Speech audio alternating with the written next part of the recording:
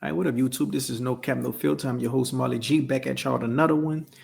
And today I'm going to have to run it with y'all about the 90s and why I think that era was just so golden, specifically within the black community.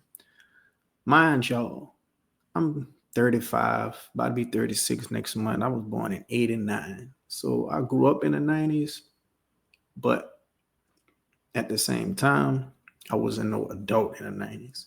So a lot of my 90s years and a lot of my early 2000s years, that was my teenage years to younger years. But I can still remember, the good, the best parts about those years before we got into the later 2000s. But one thing I do remember is the vast majority of all our entertainment was just so talented, so much of a good product, so much passion went into all these shows and all these medias as far as BET, the sitcoms, Fresh Prince of Bel Air, Family Matters, The Cosby Show, of course, Martin, one of my all time favorites, the Wayans brothers, movies such as House Party. Um, we also had classics like Money Talks. We also had classics like Bad Boys. We also had classics like Don't Be a Menace. I could go on and on, bro. I'm gonna get you, sucker. Like it was just so much Friday. It was just so much talent coming around that time. So much upcoming actors, so much upcoming actresses were finding themselves. Um, and everyone was hungry. And the barrier to get in the door, you had to be talented. Now, you know, you just don't have to be as talented. Music, a lot of music today, they're rapping about, you know, drugging. They don't really have a direction on the songs. It's a lot of melodic rapping going on, which to me can be perceived as lazy because they don't want to really get in the booth and spit. So it's just a lot of melodic rapping to me, which is kind of lazy for a rapper to do. Now, don't get me wrong, you could be melodic and still be creative, and you could have a good hit song every now and then. But I just think it's an oversaturation of it, not because I think it's easier for a rapper to go that route than get in the booth and actually spitting. Um, so many lessons was taught in these shows.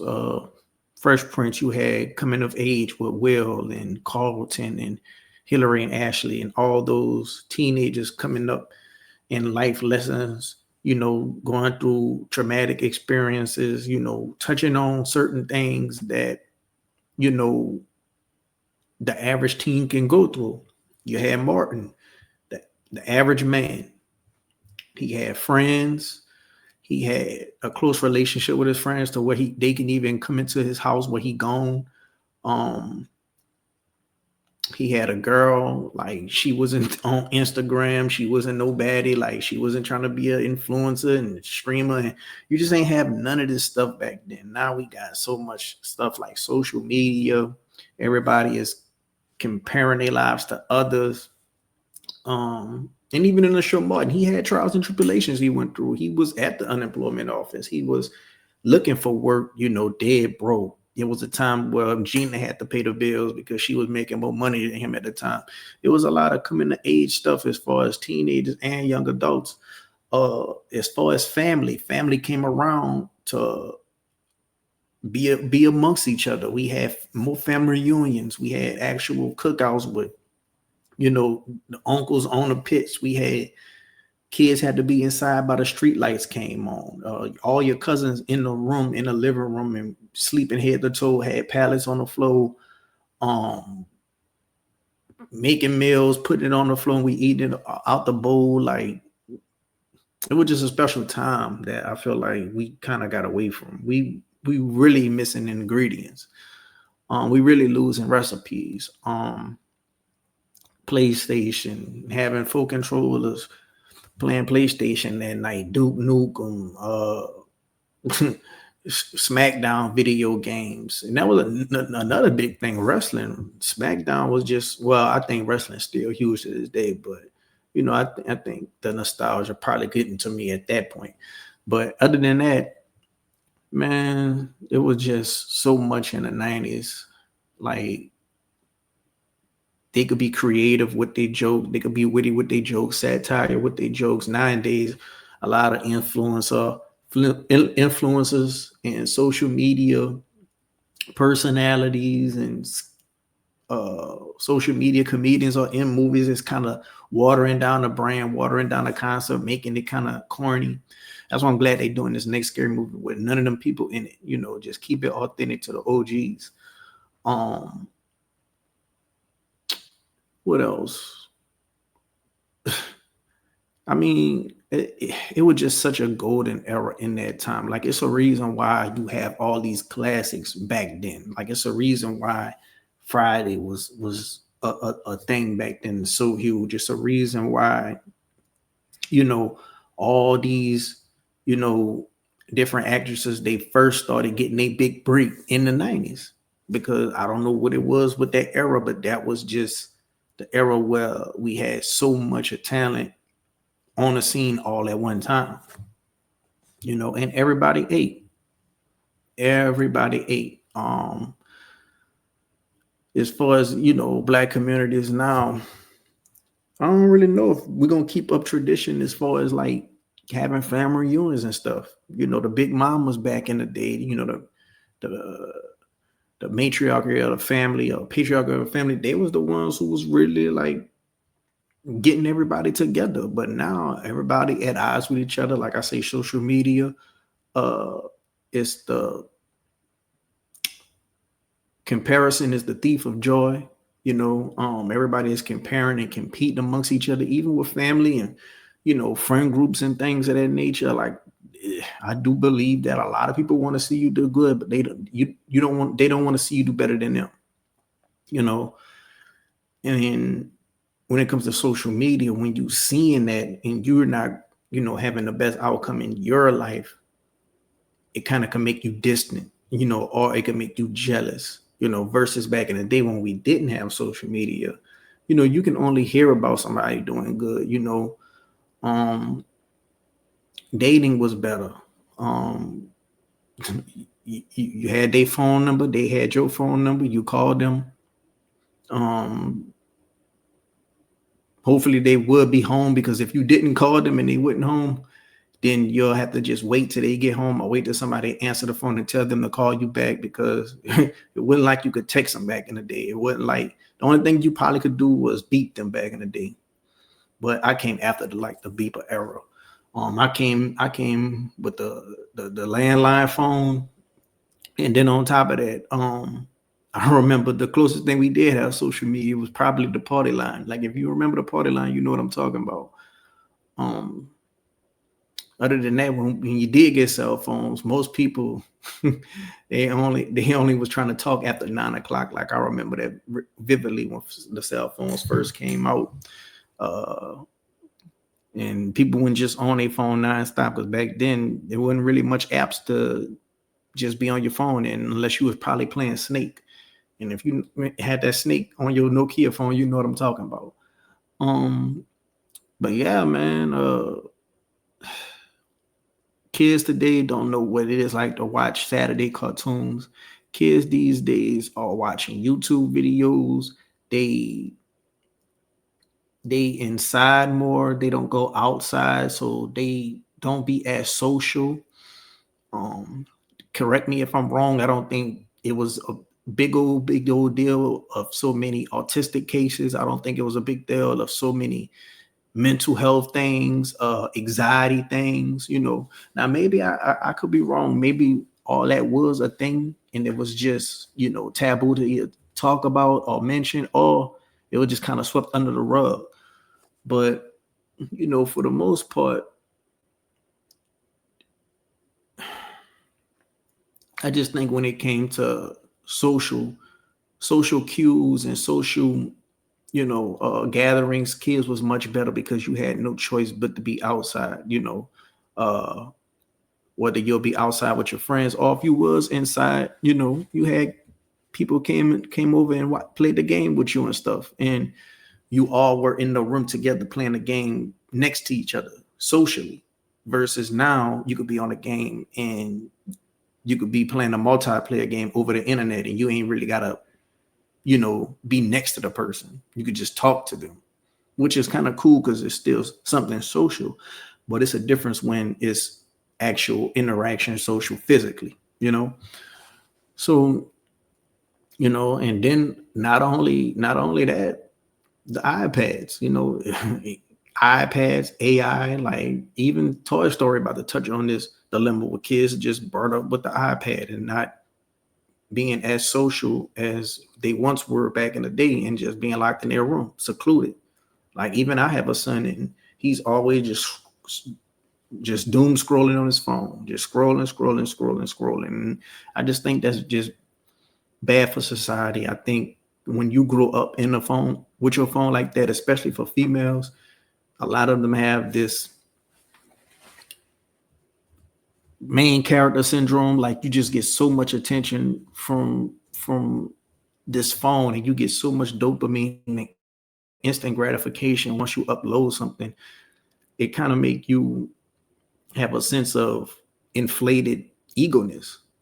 So I think all that play a part in society norms that we got to go through. And, I do think in the next 10, 15 years, there's going to be a study showing what a lot of people having problems with that from that, who just growed up like that. And that's all they know, you know? Um, like I remember Saturday cartoons. I remember the ice cream man coming around on the weekend and kids going running to the ice cream van, picking what ice cream they want. Gotta be outside. I remember it was a point in time where you'll see 5 bikes in front of somebody's house. All the kids went over to somebody's house to go play the game. Probably go play hide and seek. Probably go play man overboard or man on the run, whichever one you called it. Outside playing curveball, football, basketball. Not to say that it's not happening today, but I don't think it's happening as much. Like if you wanted some fun, you had to go outside and go have some fun. Like you had to go explore your neighborhood. As long as you made it back by the street lights came on, it was all good. But you had an adventure sometimes before them street lights came on, and you experienced things, whether it was bad or good, and you got taught the lesson. You got put in some situations where you had to make some decisions. You had got put in some situations where you had to make some choices to stand up for yourself. Like it was a real coming of age, but coming of character era, I believe. And I think the music shaped it. I think the movie shaped it. The sitcom shaped it. The community and the culture itself was shaping it.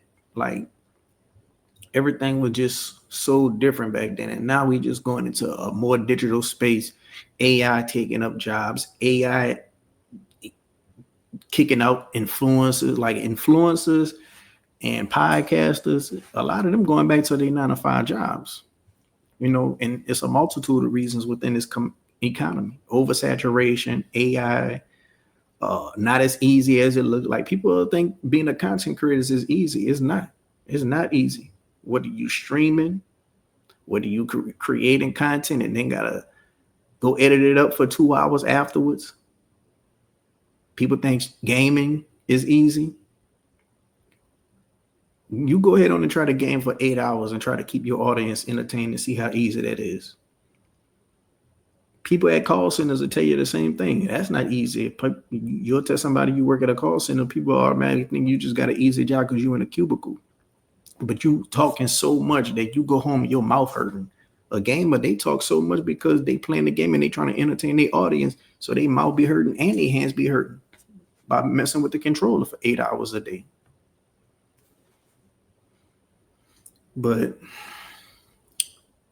I was just coming on here just to, speak my piece on why I just think the 90s had that much of just a chokehold in my life, feeling like, we don't get the same type of quality of sitcoms. Like we don't, I think the last good sitcom we got probably was My Wife and Kids.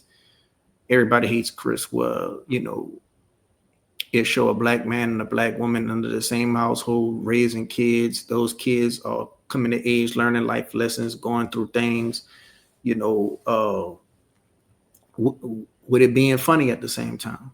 Like a lot of shit now is just corny. A lot of shit just so corny, bro. And a lot of shit is quote unquote woke. A lot of shit is under an agenda. Like, I think the only thing now that's better back in from those times is series. We got a lot of good series.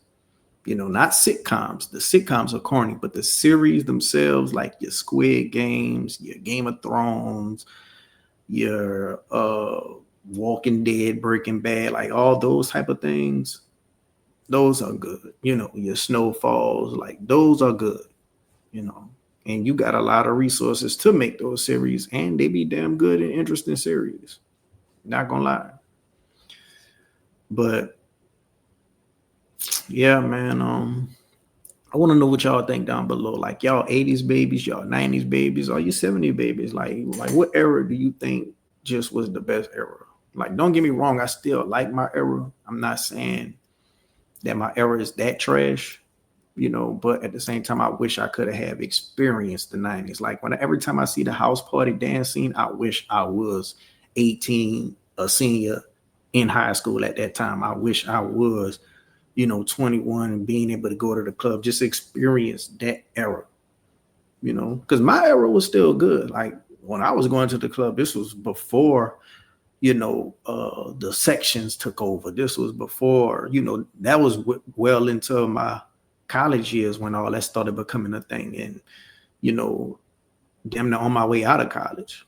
So by that time it became a thing. I was kind of getting burnt out from clubbing and partying anyway. But I'm just talking on everything dealing with, coming of age, coming up, how dating was, how the media was, how, the shows that we had on TV. Like, don't you remember the WB? Don't you like all this stuff? Don't you remember goddamn Showtime at the Apollo?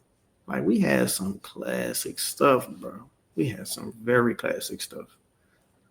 Now all we got is baddies and Zeus and women fighting to grade themselves. It's just no creativity. Well, I guess streamers, they got some creativity, but at the same time, they're a slave to it.